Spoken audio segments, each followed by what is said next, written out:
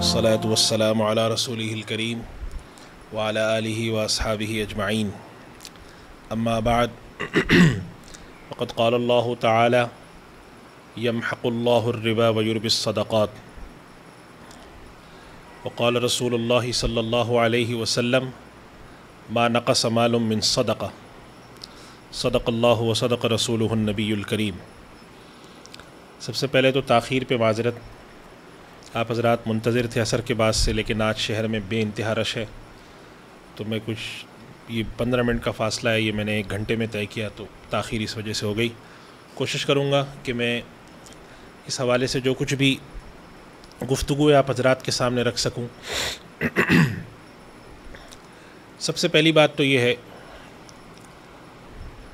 کہ اللہ تعالیٰ نے زکوٰۃ، صدقات، خیرات، مدد، تعاون، اس کا تصور دین میں کیوں دیا؟ دوسری بات یہ کہ اللہ سبحانہ و تعالیٰ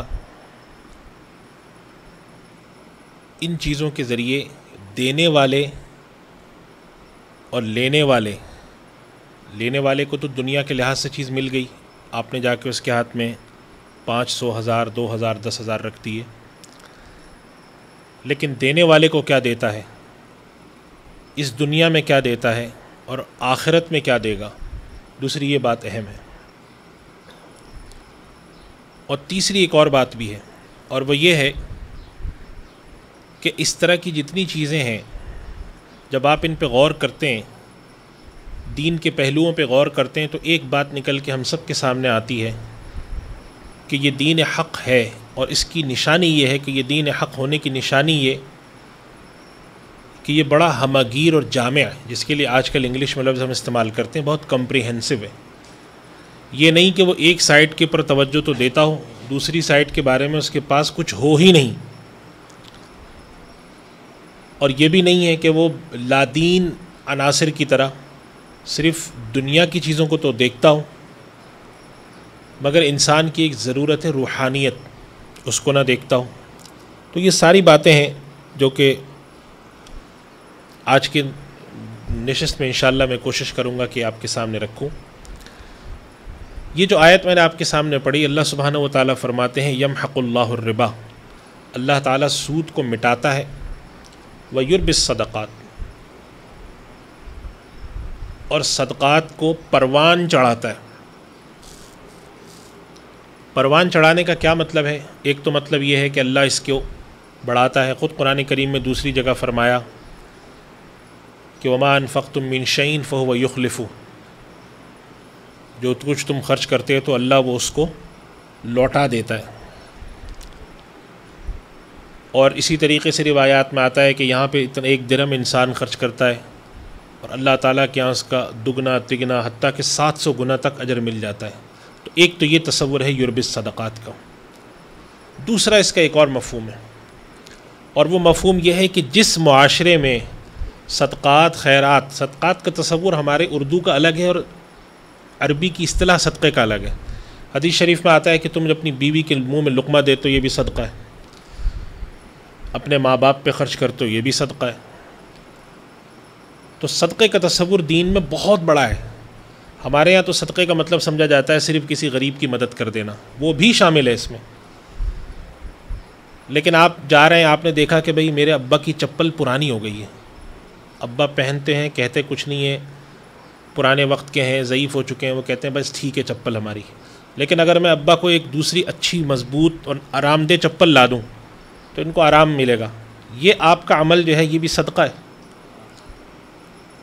آپ نے اس خیال سے بیوی بچوں کو کھلایا کھانا کہ بھائی میری بیوی میری بچوں کا خیال رکھتی ہے، میری دنیا کے معاملات بچوں کی تربیت کی طرف سے بے فکری ہو جاتی ہے، میری ایک بڑی ذمہ داری ادا ہوتی ہے، اور اللہ نے مجھے نعمت سے نوازا ہے تو آج بچوں کے ساتھ کچھ وقت گزار کے ان کو کچھ کھلاتے پلاتے ہیں، صرف اس خیال سے کہ اللہ نے مجھ پر میری بیوی اور بچوں کا حق رکھا ہے۔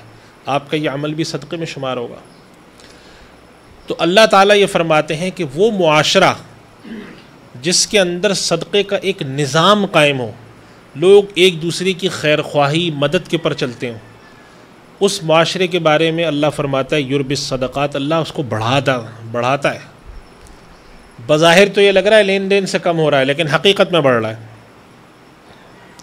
ہمارے ایک بزرگ تھے، اس معنی میں بزرگ تھے کہ وہ ایک بہت بڑے بزرگ سے بیعت تھے. خود تو وہ ایک وکیل تھے، بہت نیک اللہ والے تہجد گزار آدمی، حیدرآباد دکن کے تھے. تو مجھ سے کہنے لگے ایک مرتبہ کہ حیدرآباد سے میں جب ہجرت کر کے پاکستان آیا تو میری بڑی جائیداد تھی، سب چھوڑ کے آ گیا میں. پاکستان آ کے وہ جس فلیٹ میں رہتے تھے اپنی زندگی کے آخری کوئی 5-8 سال پہلے، اس فلیٹ کے گٹر خراب تھا، اس کے سیلن تھی، پتہ نہیں کیا کیا تھا اس میں. کہنے لگے میری 4 بیٹیاں تھیں اور میں ایک وکیل، اور وکیل بھی سچا وکیل تھا، تو لہذا میری گزر بسر بھی ایسی ہوتی تھی. تو مجھ سے انہوں نے ایک جملہ کہا کہ میری 4 بیٹیوں کے اللہ نے شادی کر کے ان کے گھر بسا دیے، معلوم نہیں کیسے. کہنے لگے مجھ سے کہ یہ نہیں پتہ کیسے ہوا یہ سب، میں تو ایسی فقیر آدمی ہوں. کہنے لگے اس چیز سے مجھے سمجھ میں آیا ایک تصور ایک چیز کا جس کا نام ہے برکت. تو صدقے کے نظام قائم ہونے سے جو چیز اللہ عطا فرماتا ہے وہ کہلاتی ہے برکت. برکت کے تو بعض معجزے ہوئے. رسول اللہ صلی اللہ علیہ وسلم تشریف لے گئے، اتنا سا کھانا پک کر آیا. غزوہ خندق کا بڑا مشہور واقعہ ہے. رسول اللہ صلی اللہ علیہ وسلم شدت بھوک سے، صحابہ کرام حاضر ہوئے کہ یا رسول اللہ ہم نے پیٹ پہ پتھر باندھے. عربوں میں رواج تھا جب بھوک لگتی تھی تو پیٹ کی انتڑیوں کو دبانے کے لیے ایک پتھر رکھ کے یا اینٹ رکھ کے اوپر سے جیسے تہبند یا اس طرح کا کپڑا کس دیتے تھے، تو اس سے یہ ہوتا تھا کہ پیٹ دب جاتا تھا. تو دبنے سے ان کا خیال تھا، ہوتا بھی ہوگا شاید کچھ اثر، کہ بھوک کی شدت.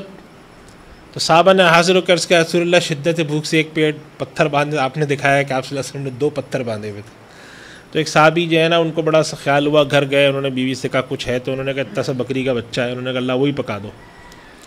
وہ پکایا، تھوڑی سی گندم پیس کے رسول اللہ صلی اللہ علیہ وسلم کی خدمت میں حاضر ہوئے کہ یا رسول اللہ 3-4 لوگوں کے لیے دعوت کی ہے میں نے. آپ نے فرمایا کہ چلو سارا لشکر تم چلو. اب وہ گھبرائے ہوئے گھر بھاگے کہ بھئی 4 آدمیوں کو بلایا، یہ تو اتنا بڑا لاؤ لشکر چلا آ رہا ہے. تو وہ تو نبی تھے صلی اللہ علیہ وسلم، تو اللہ نے وہ چیز برکت جسے کہتے ہیں نا، سارا لشکر آپ صلی اللہ علیہ وسلم کی خدمت میں دودھ کا پیالہ حاضر ہوتا ہے، آپ خود پیتے ہیں، سارے لوگ پی لیتے ہیں. اور روایت میں راوی فرماتے ہیں اتنا پی لیا کہ ایسا معلوم ہوتا ہے کہ انتڑیاں بھی بھر گئی ہیں، پسلیوں تک آ گیا. تو صدقات کا نظام اگر معاشرے میں قائم ہو، یہ نظام کوئی حکومت نہیں قائم کرتی. تبلیغی جماعت کے حضرات کا ایک نظام قائم ہے.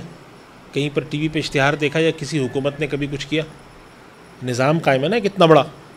ان سے پوچھیں کہ فلاں جماعت جو سال کی چلے میں بلوچستان کے علاقے میں گوادر میں گئی ہے، جہاں پہ نہ موبائل فون ہے نہ سگنل ہے، وہاں پر وہ جماعت کہاں چل رہی ہے، تو وہ آدھے گھنٹے میں بتا دیں گے کہ وہ فلاں مسجد میں جماعت ہے. یہ نظام ہے نا. میری مراد اس طرح کا نظام ہے. یہ نہیں مراد ہے کہ حکومت چلا رہے، حکومت بھی ہو سکتا ہے چلائے اس کو، لیکن ایک نظام قائم ہو، لوگ ایک دوسرے کے ساتھ خیر خواہی غم خواری کرتے ہوں. تو برکت کا یہ تصور آتا ہے کہ جو امام مہدی کے بارے میں رسول اللہ صلی اللہ علیہ وسلم کی حدیث ہے کہ ایک وقت آئے گا کہ آدمی صدقہ دینے کو پھرے گا کہ کوئی ہے جو لے لے، لوگ کہیں گے ہمیں ضرورت نہیں ہے. یہ کیسے ہوگا؟ یہ خیر خواہی غم خواری. تو پہلی بات یہ سمجھیں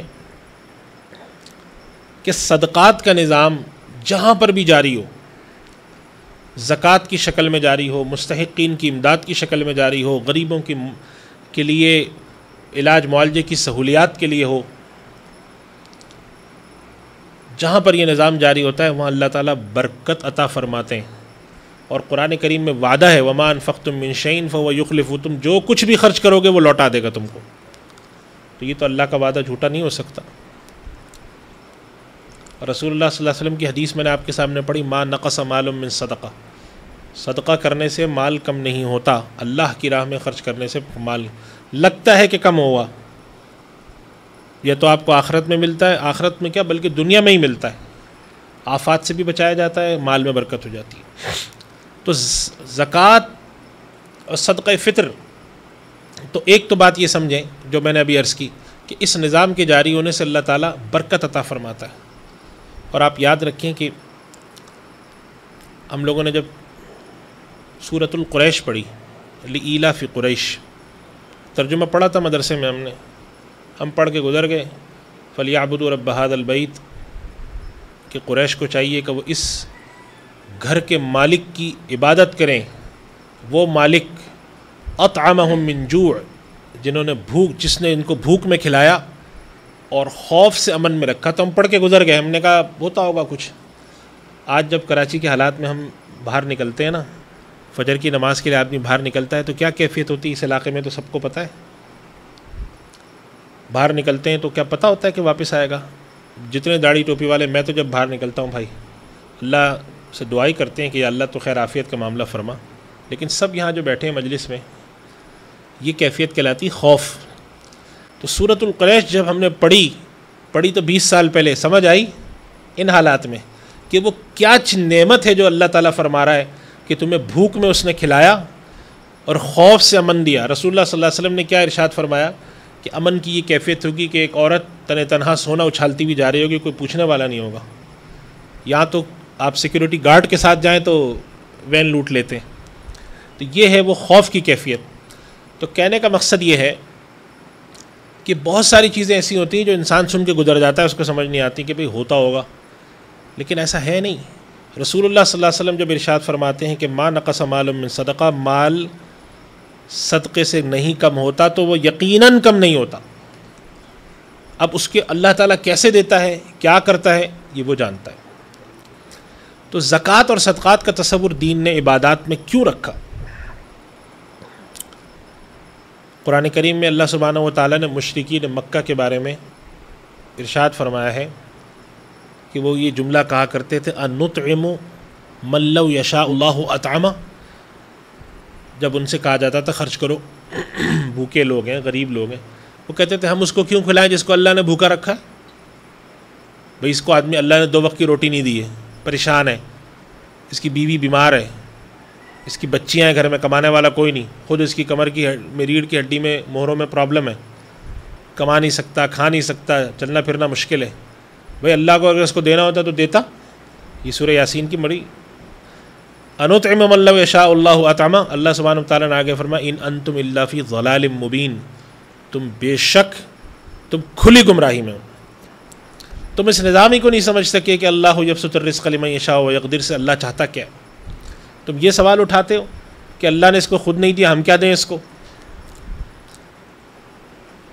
اور ایک اور جگہ اللہ سبحانہ و تعالیٰ نے اس کا فلسفہ بیان کر کے تو بات ہی ختم کر دی، وَآتُوهُم مِّن مَّالِ اللَّهِ الَّذِي آتَاكُمْ، فرمایا کہ جو غریب لوگ ہیں، فقیر ہیں، ان کو اس مال میں سے اللہ کے اس مال میں سے جو اس نے تمہیں دیا ہے، صاف فرما دیا کہ جو تمہارے پاس ہی تمہارا تھوڑی ہے۔ آپ یہ دیکھیے کہ آپ کا جو سیکیورٹی گارڈ بیٹھا ہے یا ڈرائیور بیٹھا ہے، آپ گھر سے نکلتے وقت ایک لمحے کو سوچا کریں کہ اللہ تعالیٰ صرف کایا پلٹ دے، میں اس کی جگہ باہر بیٹھا ہوں اور یہ میری جگہ اندر بستر پہ AC میں سو رہا ہوں، تو کیا کیفیت ہوگی؟ اس کا کیا قصور ہے کہ وہ اس پہ بیٹھا ہے؟ یہ صرف تقسیم الہی ہے۔ تو اللہ تعالیٰ نے تقسیم الہی کے تحت جب یبسط الرزق لمن یشاء ویقدر کر دیا تو بندوں کو پھر ایک آزمائش بھی دی اور ایک عبادت کا موقع بھی دیا، اور فرمایا کہ تم ان کی مدد کیا کرو۔ ان کو کیوں اللہ نے نہیں دیا؟ اللہ کے لیے کوئی کمی نہیں ہے۔ حدیث شریف میں آتا ہے کہ یہ مستحقین فقراء غربا میری امت کی جنت میں 500 سال پہلے جائیں گے، اور کیوں نہ جائیں؟ وہ آدمی جس نے زندگی میں کبھی ایئر کنڈیشن کی ایک جسے کہتے ہیں ٹھنڈی ہوا کا تھپیڑا نہ کھایا ہو، وہ آدمی جس نے زندگی بھر چنچی اور بسوں میں سفر کیا ہو، دھکے کھائے ہوں، پولیس والوں کی ماریں کھائی ہوں، گھر میں بچوں بیوی کو ان کو تڑپتے دیکھا ہو، بلکتے دیکھا ہو، ایک رات جب گھر میں لائٹ نہیں ہوتی تو ہمیں اور جنریٹر میں پیٹرول ختم ہو جائے تو ہمیں سبق ملتا ہے نا، تو کیوں ان لوگوں کے ساتھ اللہ نہ کرے؟ تو یہ تقسیم خدا ہے، اس کی کیا حکمت ہے یہ وہ جانتا ہے، کیوں کرتا ہے یہ وہ جانتا ہے۔ تو اس نے حکم کیا دیا کہ اگر میں نے کچھ بندے ایسے رکھے ہیں جو ضرورت مند ہیں تو ان کی مدد کرو۔ بعض چیزیں فرض کر دیں، فرمایا زکوٰۃ، ہمارے پاس جو کچھ بھی مال ہے اس کا 2.5% ہمارا نہیں ہے۔ قرآن کریم میں آپ بعض جگہ اتنی سختی، یسألونک ماذا ينفقون قل ما انفقتم من خیر فللوالدین، جو تم اللہ کی راہ میں خرچ کر سکتے ہو ماں باپ کے لیے کرو، یا رشتہ داروں کے لیے کرو، یتیموں مسکینوں کے لیے کرو۔ دوسری جگہ کیا فرمایا؟ یسألونک ماذا ينفقون، یہ آپ سے پوچھتے ہیں کہ اے نبی ہم کہاں خرچ کریں؟ فرمایا قل العفو، جو بچ جائے سب خرچ کر دو۔ مختلف ایمان کے درجات والوں کے لیے مختلف چیزیں بتا دیں۔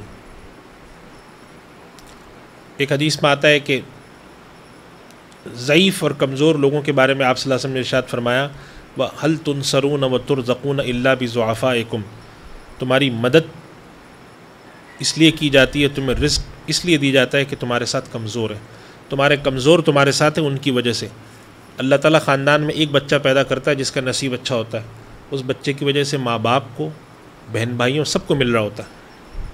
ہمیں تو نہیں پتہ نا کون ہے وہ بچہ، تو حکم ہمیں یہ دیا گیا کہ جو تقسیم میں نے کی ہے یہ میں جانتا ہوں، تمہارا کام یہ ہے کہ ان پہ خرچ کرو، اور بعض چیزیں تم پر ضروری ہیں وہ خرچ نہیں کرو گے تو ہم قیامت میں پوچھیں گے، بعض چیزیں تم پہ ضروری نہیں ہیں لیکن خرچ کرو۔ رسول اللہ صلی اللہ علیہ وسلم ارشاد فرماتے ہیں کہ جو شخص اس دنیا میں کسی مسلمان کی مشکلوں پریشانیوں میں سے کسی ایک مشکل اور پریشانی کو دور کرے گا، اللہ قیامت کے دن اس کی قیامت کی پریشانیوں میں سے ایک پریشانی دور کرے گا۔ تو کوئی وجہ تو ہے نا۔ تو زکوٰۃ اور صدقات کے جو معاشی اثرات ہیں، جو روحانی اثرات ہیں، جو نفسیاتی اثرات ہیں، وہ بہت زیادہ ہیں۔ تو ایک دو یہ جو ابھی تک میں بات کر رہا ہوں یہ سارے ابھی روحانی اور نفسیاتی اثرات ہیں، معاشی اثرات پر تو ابھی گفتگو میں آخر کے 10-15 منٹ میں کروں گا، وہ تو خیر ایک ایسی چیز ہے کہ جو مسلمان غیر مسلم دونوں کو بتانے کی ہے۔ لیکن کہنے کا مقصد یہ ہے کہ اللہ کے لیے کوئی بعید تھا کہ اللہ تعالیٰ اس دنیا کو جنت بنا دیتا؟ جنت میں غریب و فقیر کوئی نہیں ہوگا، کوئی ضرورت مند نہیں ہے۔ کیوں بنایا؟ کوئی تو حکمت ہے۔ کسی کو کچھ زیادہ دے دیا۔ فرعون کا جو مشہور و معروف فرعون کا جو کے زمانے میں قارون تھا، تو روایت میں آتا ہے نا، قرآن کریم میں خود اللہ سبحانہ وتعالیٰ نے فرمایا کہ جب وہ نکلتا تھا تو ایسا لاؤ لشکر اس زمانے میں ہوتا تھا، آج کل کے زمانے میں نکلیں تو معلوم ہے آگے بھی پروٹوکول کی 12 گاڑیاں، پیچھے بھی گاڑیاں، آپ دیکھ کر کہہ رہے ہیں واہ جی ان کے تو مزے ہیں، ان کے لیے نہ سگنل ہے نہ کچھ ہے۔ فرعون قارون اپنے لاؤ لشکر سے کے ساتھ نکلتا تھا تو لوگ کہتے تھے کہ کیا بات ہے اس کی۔ تو قرآن کریم میں ایک اللہ سبحانہ وتعالیٰ نے اس کے لیے ایک جملہ ارشاد فرمایا ہے، وہ بڑا عجیب جملہ ہے،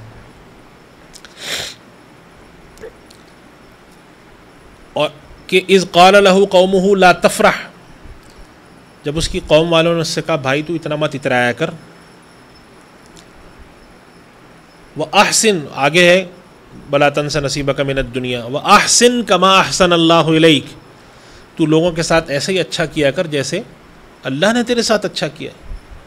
تو اس کے دل میں کیا بات ہے؟ اس نے کہا انما اوتیت علی علم عندی، یہ تو میرا ایکسپیرینس ہے بھائی، میری نالج ہے، تم کیا باتیں کر رہے ہو، اللہ نے دیا ہے، جان لگائی ہے میں نے، دھوپ میں بال نہیں سفید، کسی کی سنتے ہوں گے نا جملے آپ، سیلف میڈ ہوں بھائی میں، ٹھیک ہے، محنت کا درجہ اللہ نے رکھا ہے، رسول اللہ صلی اللہ علیہ وسلم نے بھی محنت فرمائی، تجارت کی، جنگ کے لیے آپ نکلے، کوشش صحیح کا درجہ ہے، اس سے انکار کوئی نہیں کرتا،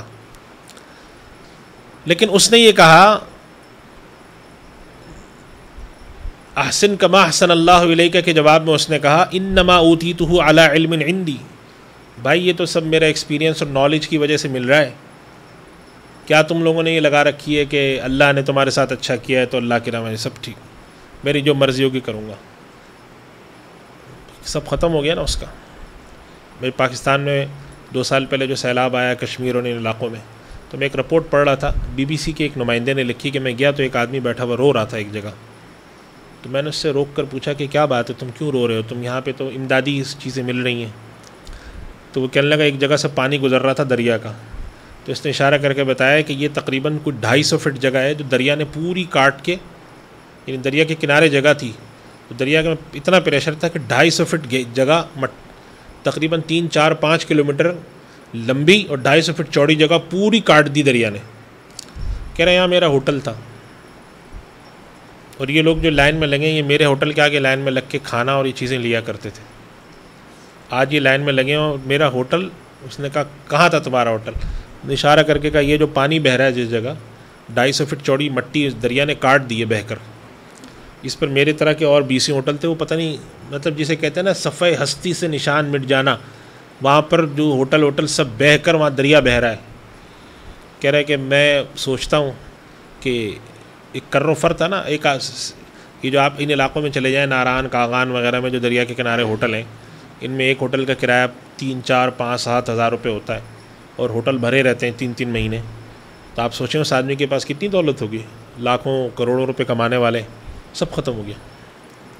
تو وہ نیچے کہنے لگا میں بیٹھا ہوا ہوں، میں سوچتا ہوں کہ مجھے زندہ کیوں رکھا ہے اللہ نے، کچھ بھی نہیں رہا نا میرے پاس. کل وہ لوگ جو میرے پاس آیا کرتے تھے آج اسی لائن میں کھڑا ہوں گا جا کے.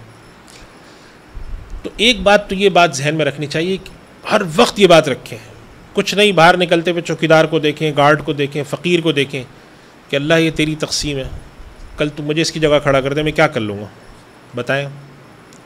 ایسا ہوا ہے نا، ہندوستان پاکستان کی تقسیم ہوئی، بڑے بڑے جو راجا تھے، بڑے بڑے بادشاہ تھے، فقیر ہو گئے.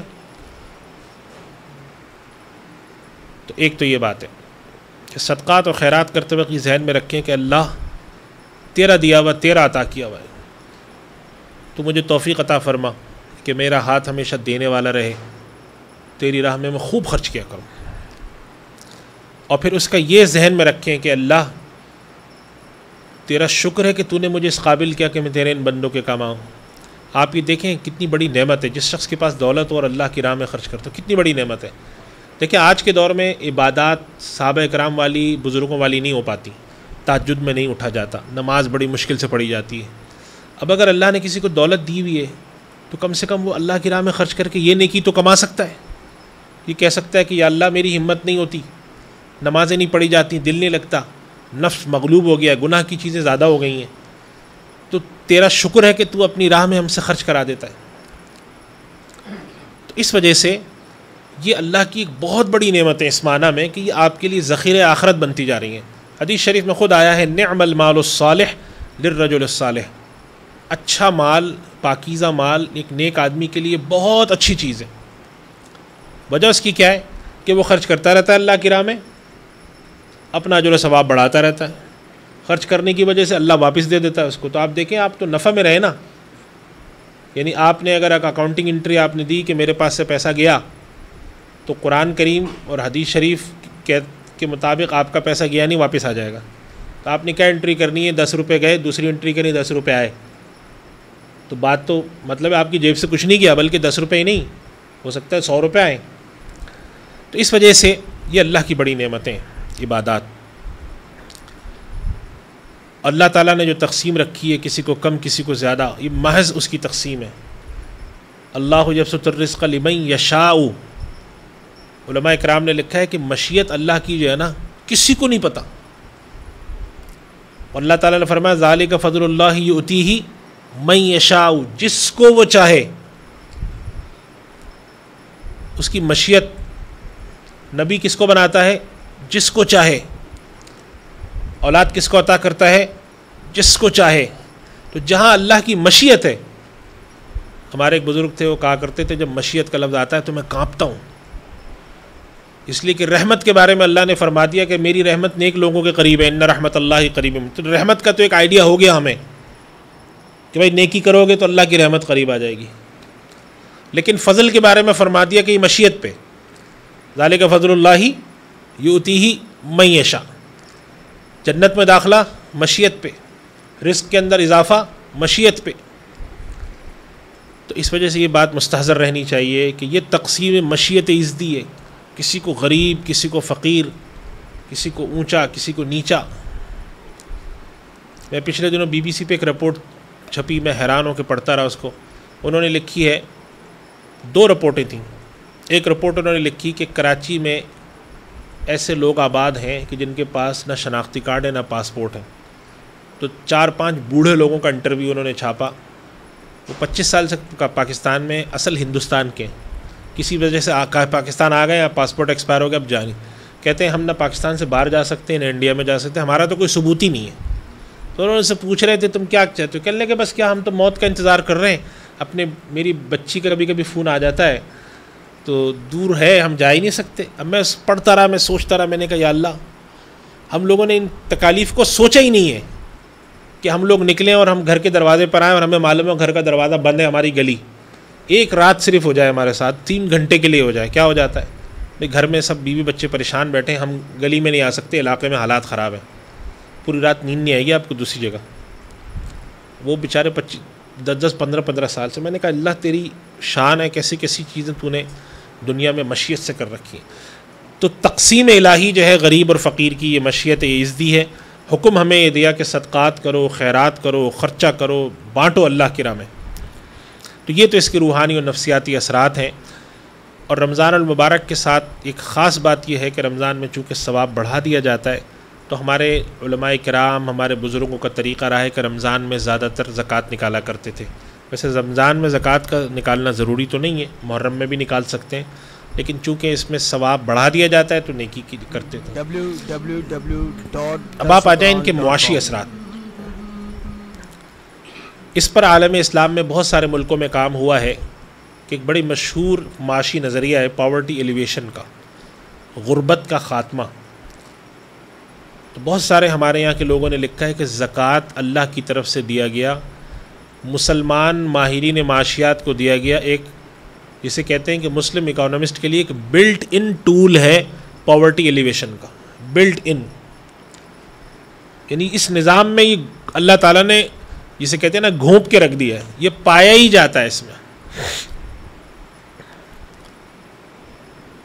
اور پچھلے سال آپ حیران ہوں گے سن کر، مسلمانوں کی بد انتظامی پر افسوس ہوتا ہے.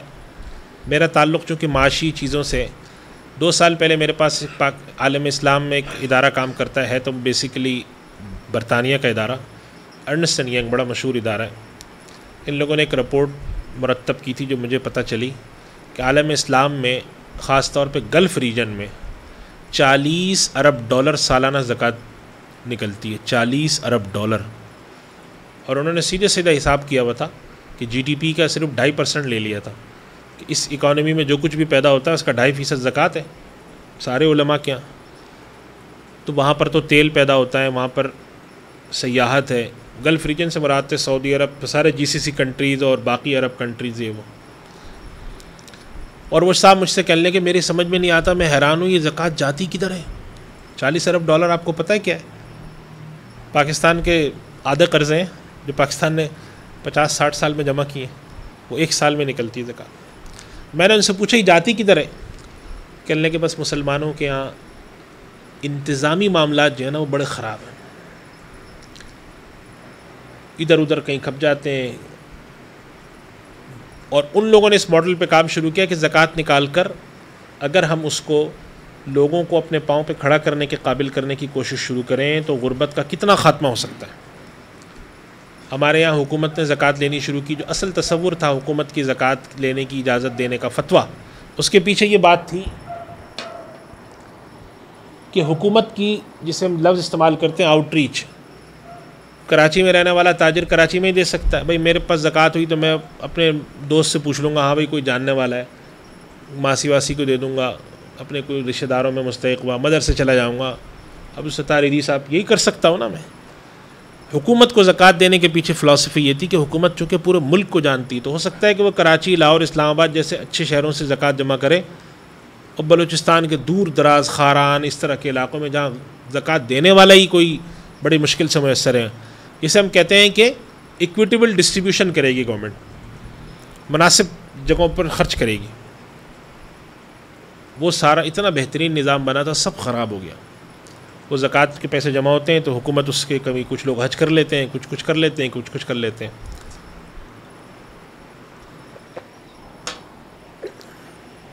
تو اس رپورٹ میں یہ تھا کہ اگر مسلمان ملکوں میں زکوٰۃ کی تقسیم طریقے سے ہونے لگے، منظم انداز میں ہونے لگے، تو مسلمانوں کے جتنے بھی اس طرح کے غربت کے خاتمے کے ادارے قائم ہوئے وہ بہت بڑا کام کر سکتے ہیں.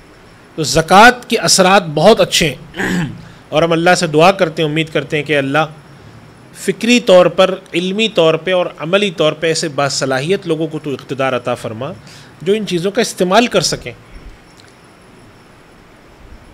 دولت، زکوٰۃ کے پیسے، ایک آدمی ہے، زکوٰۃ کے پیسے آپ نے اس کو 50,000 روپے دیے، جزاک اللہ خیرہ، اس نے 3 مہینے میں سارے صاف کر دیے. 3 مہینے بعد کیا ہو گیا؟ دوبارہ ہاتھ پھیلا کے کھڑا ہو گیا.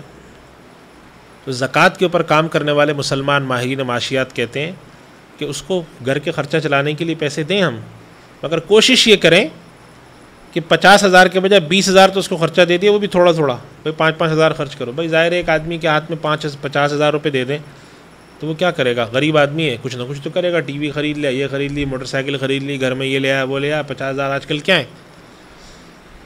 اور 50,000 میں سے کچھ تو اس کو خرچے پانی کے دو، اور کچھ کے ذریعے اس سے کہو بھائی ہمیں تم کوئی کام کر کے دکھاؤ جس سے تم اپنی روزی کماؤ گے، یعنی اپنے پاؤں پہ کھڑا کرنا، کیپٹل انویسٹمنٹ جسے کہیں۔ ملائیشیا کے اندر اس پر بہت علمی رخ پر کام ہو رہا ہے۔ مسلمانوں کے پاس زکوٰۃ اور وقف، یہ دو ایسے ادارے ہیں کہ اگر مسلمان اس کو صحیح معنوں میں بنا لیں۔ وقف کیا تھا؟ وقف کا تصور یہ تھا، انڈاؤمنٹ جسے کہتے ہیں، کہ مسلمان اللہ تعالیٰ نے امیر غریب لوگ پیدا کیے، ہو سکتا ہے ایک بہت امیر آدمی کا انتقال ہو رہا ہے، ایک بہت امیر خاتون کا انتقال ہو رہا ہے، انہوں نے سوچا کہ بھائی میرے پاس اللہ نے اتنی دولت دی ہے، میرے ورثاء بھی سارے ماشاءاللہ خوشحال ہیں، تو میں کچھ پیسے اس میں سے وقف میں ڈال دیتی ہوں کہ بھئی یہ میری طرف سے مسلمان غریب بچوں کی تعلیم کے لیے وقف ہو گیا۔ تو عالم اسلام میں ایک ایسا وقف فنڈ قائم ہونا چاہیے جو عالم اسلام کے طلباء کی اسکالرشپ دیتا ہو، ایسا زکوٰۃ فنڈ قائم ہونا چاہیے۔ زکوٰۃ کی ڈسٹریبیوشن کیسے ہو کہ کچھ زکوٰۃ اس میں سے عالم اسلام کے ہونہار مستحق طلباء کی تعلیم پر ڈالی جائے، کچھ زکوٰۃ اس میں سے شادی کے اخراجات بچیوں کے لیے اس میں رکھی جائے، کچھ زکوٰۃ کے ذریعے لوگوں کو پاؤں پہ کھڑا ہونے کے قابل بنایا جائے۔ یہ پورے پلان ہونے چاہیے زکوٰۃ کے۔ ہمارے یہاں بدقسمتی یہ ہے کہ ابھی اس طرح کی چیزیں نہیں ہیں، حالانکہ الحمدللہ پاکستان کی قوم کا شمار بہت، یعنی کہ دنیا کی جو شروع کی 8-10 قومیں ان میں شمار ہوتا ہے جو پیسہ خرچ کرتے ہیں اللہ کی راہ میں۔ آپ میں سے اکثر لوگوں نے یہ خبر سننی رکھی ہوگی، آرگنائز نہیں ہے۔ تو ایک تو یہ بات ہے کہ زکوٰۃ کے اور ان کے جو اثرات معاشی ہیں وہ بہت عظیم ہیں، اگر ان کو صحیح طریقوں سے منظم کر دیا جائے زکوٰۃ اور صدقات کے نظام کو، تو آپ یقین کریں کہ مسلمانوں میں غربت بڑے پیمانے پہ کم ہو، 100% کم نہیں ہوگی اس سے۔ دیکھیں بہت سارے عوامل ہوتے ہیں غربت کے، صرف یہ نہیں ہے کہ زکوٰۃ سے آپ سب کچھ ختم کر دیں، لیکن بڑی حد تک کمی میں مدد مل جائے گی۔ صدقات کا مطلب کیا ہے کہ بھئی زکوٰۃ تو 2.5% آپ دے کے فارغ نہ ہو۔ حضرت مفتی شفیع صاحب رحمۃ اللہ علیہ، ہمارے استاد مولانا تقی عثمانی صاحب کے والد، ان کے بارے میں نے پڑھا ہے کہ انہوں نے یہ طے کر رکھا تھا کہ میں اپنی آمدنی کا 10% اللہ کی راہ میں دیا کروں گا، 2.5% تو زکوٰۃ اور 7.5%۔ تو ان کے پاس جب بھی کوئی پیسے آتے تھے تو اس میں سے 10% نکال کے ایک الگ لفافے میں رکھ لیتے تھے۔ اس زمانے کے بزرگوں کا طریقہ یہی تھا، لفافے وغیرہ اپنے پاس، کہ بھئی آج ہمارے پاس اتنے بینک تو اکاؤنٹ ہوتے نہیں تھے اس زمانے میں، کہ بھئی آج ہمارے پاس یہ پیسہ آ گیا ہے، کتاب بیچنے سے آ گیا ہے، کتاب لکھنے سے آ گیا ہے، یہ کوئی کام میں سے آ گیا ہے، تنخواہ آ گئی، تو اچھا اس میں سے بھئی اگر 500 روپے تنخواہ آئی ہے تو اس میں سے 50 روپے نکال کر، بہت بڑی بات ہے، کرتے تھے وہ، اللہ نے توفیق دی تھی۔ پیش نظر کیا بات تھی کہ صرف زکوٰۃ دے کر اگر میں منصب اور مرتبہ حاصل کرنے کی کوشش کروں، صرف فرض نماز پڑھ کے سنتیں اور وتر اور نفل چھوڑ دوں، تو فرض نماز کا تو حق ادا کر دیا میں نے، اس میں تو شک نہیں ہے، لیکن باقی جو اللہ نے فرمایا کہ یسألونک ماذا ينفقون قل العفو، یا اللہ سبحانہ و تعالیٰ فرماتے ہیں کہ وفی اموالہم حق للسائل والمحروم، یہ سب آیتیں کہاں جائیں گی؟ اس کا مطلب ہے کہ اللہ تعالیٰ یہ چاہتا ہے کہ ہم زکوٰۃ تو خیر دیں ہی دیں، لیکن محروم اور سائل، مانگنے والے، ضرورت مند، ان کے لیے ہمارے پاس کچھ اور چیزیں بھی ہوں۔ یہ مطالبہ ہے قرآن کا، بہت کھلا مطالبہ تو نہیں کیا لیکن ڈھکا چھپا ضرور کیا، مطلب یہ تو نہیں کہا کہ بھئی زکوٰۃ بھی دو اور بھی سب کچھ کرو، لیکن کتنی تعریف آئی ہے۔ یسألونک ماذا ينفقون قل العفو، اگر آپ دیکھیں حضرت ابو ذر رضی اللہ تعالیٰ عنہ وہ اس آیت کو بالکل ظاہری معنوں میں لیتے تھے، وہ کہتے تھے جو ضرورت سے زیادہ سب خرچ کرو، جو جمع کر کے رکھو گے سب غلط ہے۔ حالانکہ حضرت ابو ذر رضی اللہ تعالیٰ عنہ کو اللہ نے ایک ایسا مزاج دیا تھا، اس مزاج کی وجہ سے ان کی یہ کیفیت تھی۔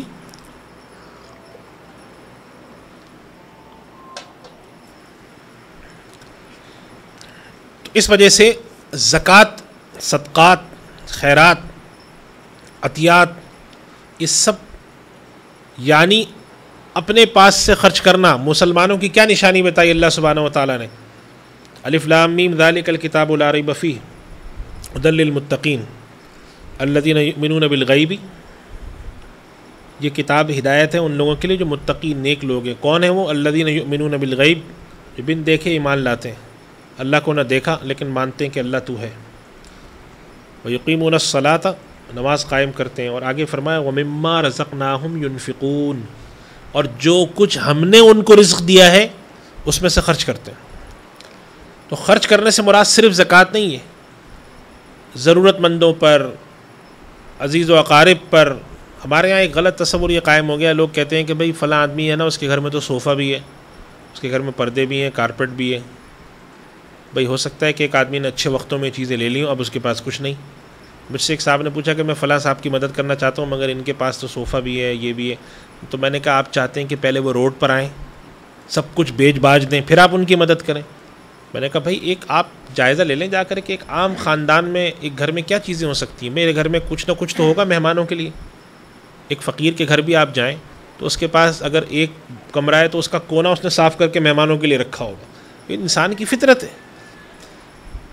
تو یہ جو تصور بٹھا رکھا ہے کہ نہیں بھی فلاں صاحب کے پاس تو ایک چھوٹی سی گاڑی بھی ہے ان کے پاس، اب ایک آدمی کے کون سی گاڑی ہے جی پوچھا آپ نے، پتہ چلا ان کے پاس کوئی پرانے زمانے کی ایف ایکس ہے، وہ اس لیے رکھی ہوئی ہے کہ بھئی جانے آنے میں آسانی ہو جاتی ہے۔ بیچنے جائیں گے تو شاید 90,000 لاکھ کی بک جائے گی اور اس کے بعد محتاجی جانے آنے میں۔ تو یہ بات ذہن میں رکھیں کہ ٹھیک ہے زکوٰۃ کے لحاظ سے ہو سکتا ہے بعض چیزوں میں سختی ہو، لیکن یہ بھی تو سوچیں جس طرح آپ کے دل میں کبھی آتا ہے کہ آج پیزا کھاتے ہیں اور آپ نے فون اٹھا کے ڈائل کر کے کہا بھائی پیزا ڈیلیور کرو یہاں پر، اور فلیور ایک یہ والا ہو دوسرا یہ والا ہو اور بیچ میں آدھا والا بھی دو، یہ بھی چاہیے ہمیں، یہ سب کرتے ہیں نا ہم۔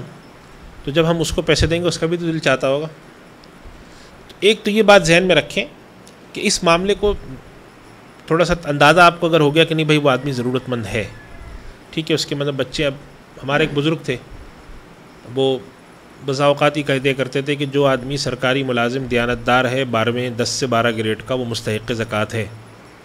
میں نے کہا آپ حضرت یہ بات کیوں کرتے ہیں؟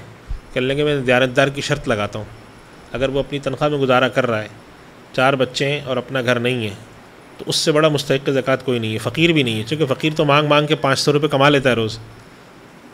یہ دیانتدار آدمی بجلی کا بل بھی دے رہا ہے، گھر کا کرایہ بھی دے رہا ہے، کھا بھی رہا ہے، بچوں کو پڑھا بھی رہا ہے، اور تنخواہ اس کی ہے کوئی 15-20 ہزار روپے، تو کیسے گزارا کرے گا؟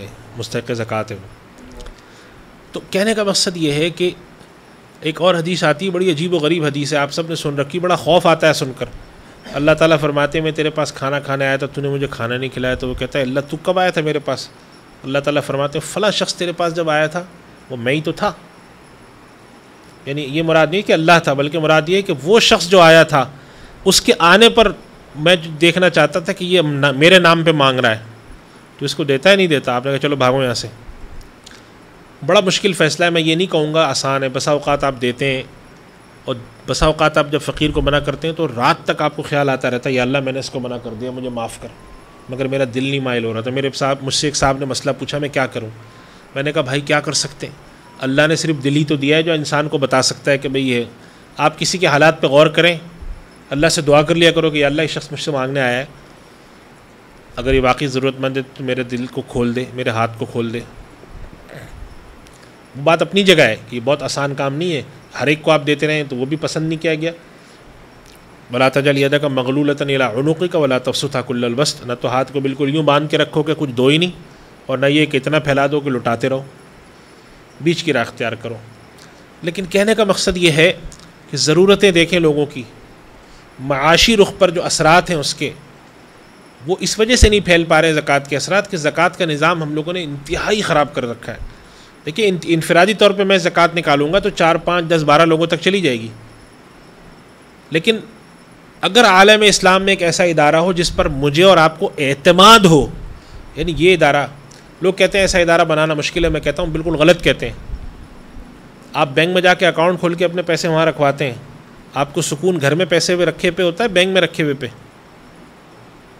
لوگ یہ کہتے ہیں نا بھائی اب بہت ڈر لگ رہا ہے آج گھر میں پیسے ہیں، اور جب بینک میں جمع کراتے ہیں سکون کا سانس لیتے ہیں۔ کیوں؟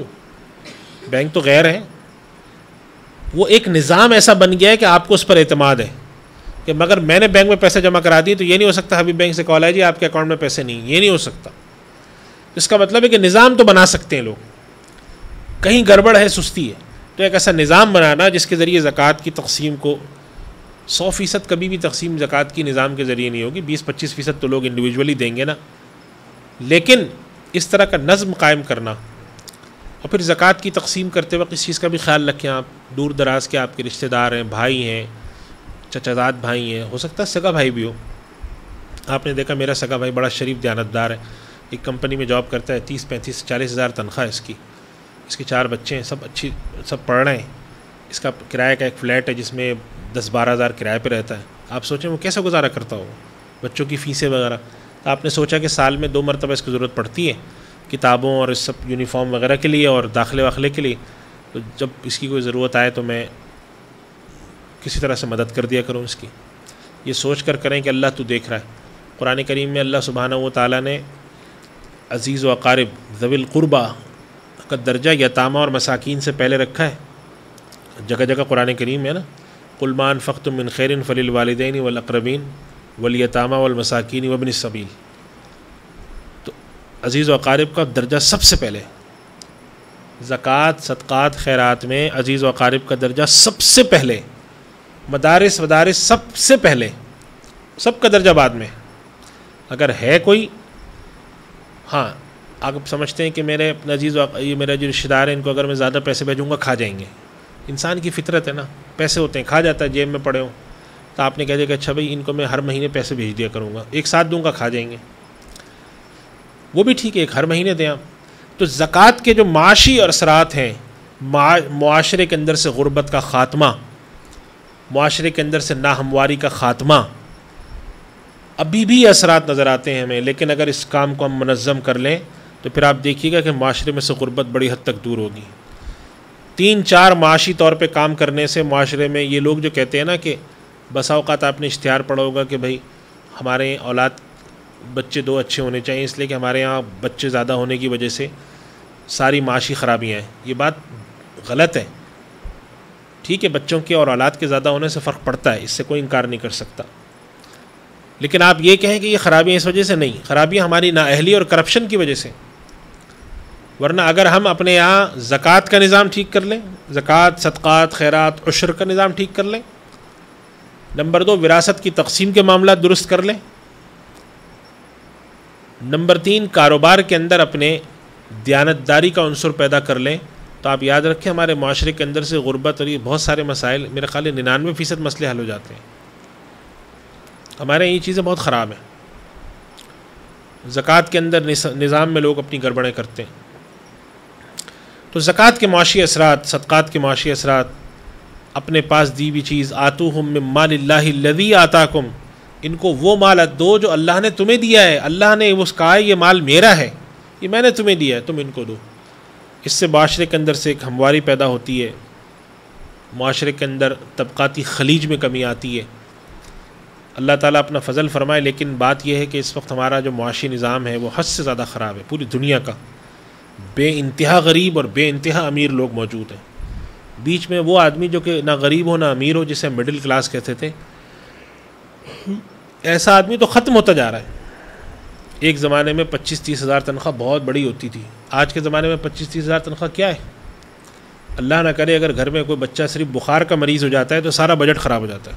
ڈاکٹر کے پاس گئے، آئے، چیک اپ ہوا، 350-400 کی دوا آ گئی، معلوم 1000 روپے علاج پہ خرچ ہو گئے، پورا بجٹ ہل گیا. ایسے ہی ہے نا.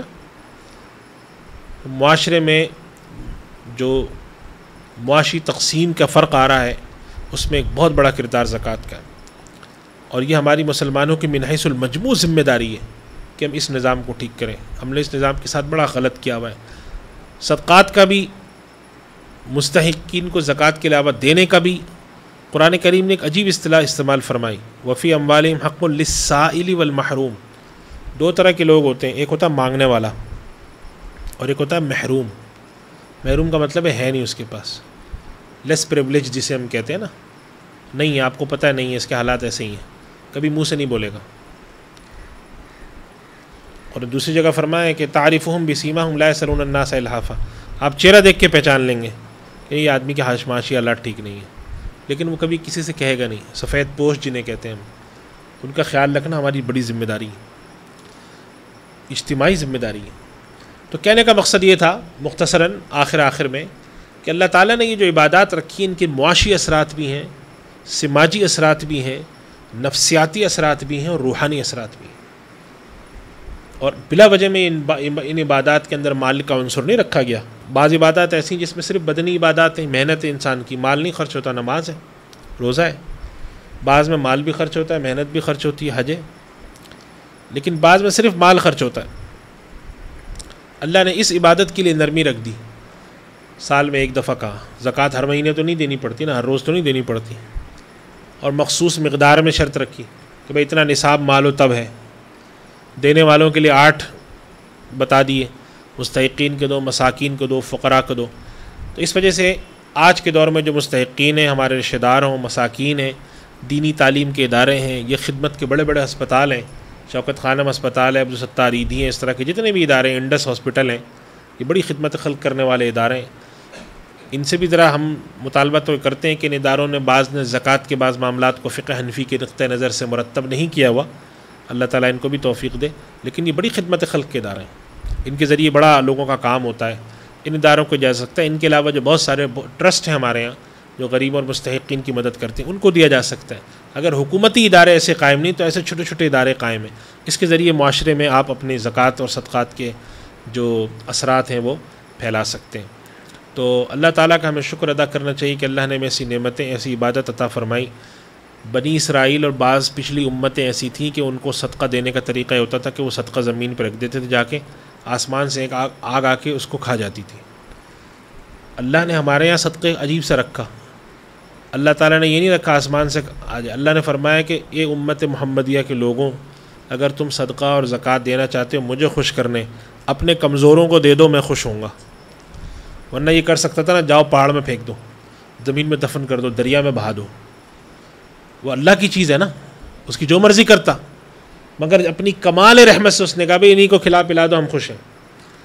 تو اس وجہ سے اس کو اس لحاظ سے بھی دیکھنا چاہیے کہ بڑا اللہ کا ایک عجیب نظام ہے۔ وہ چاہتا ہے کہ ہم ایک دوسرے کی مدد کر کے آگے آئیں اور خیر خواہی، غم خواری کریں، اور پھر آخر میں وہی بات، اس بات کو یاد رکھیں کہ امیری اور غریبی، کمی اور بیشی یہ صرف اس کی تقسیم ہے۔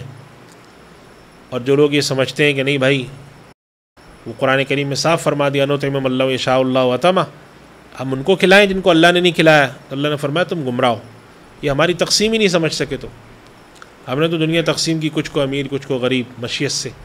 ہم نے تمہیں دیکھا ہے کہ تم کیا کرتے ہو، تمہیں آزمایا ہے تم کیا کرتے ہو۔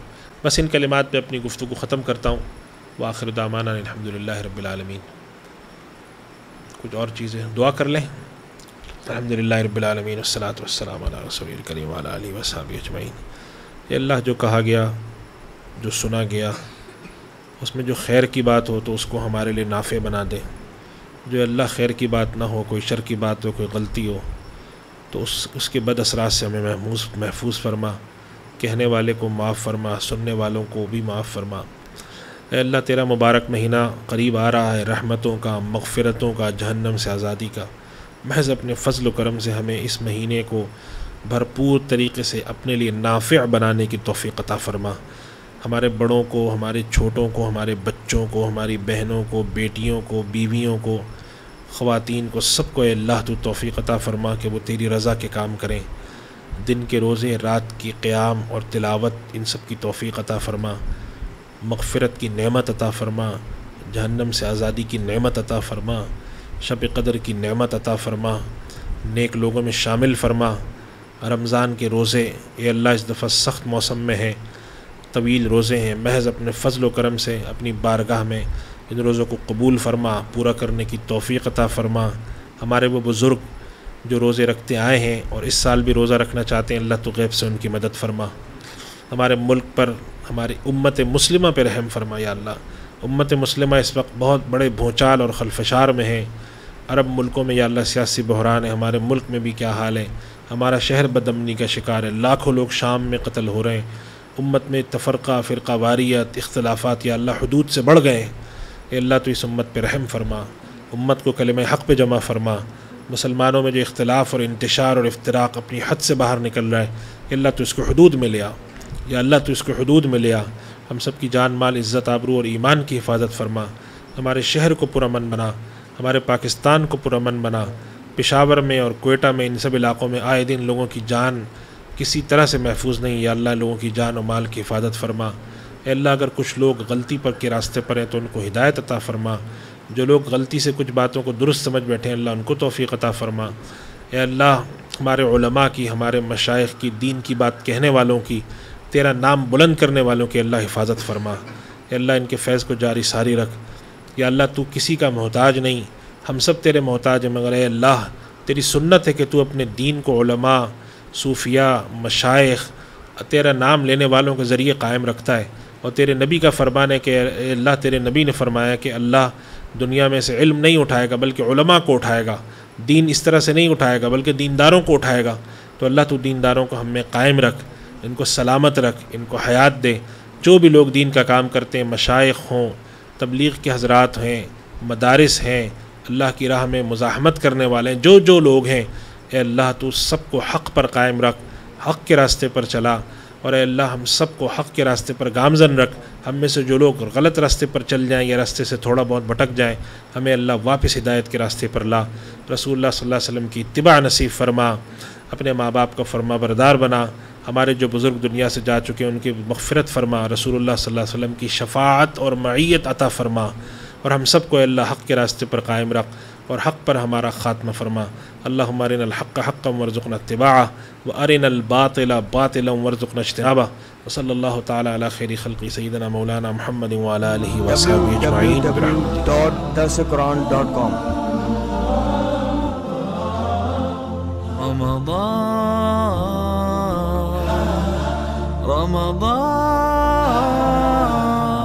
أهلا رمضان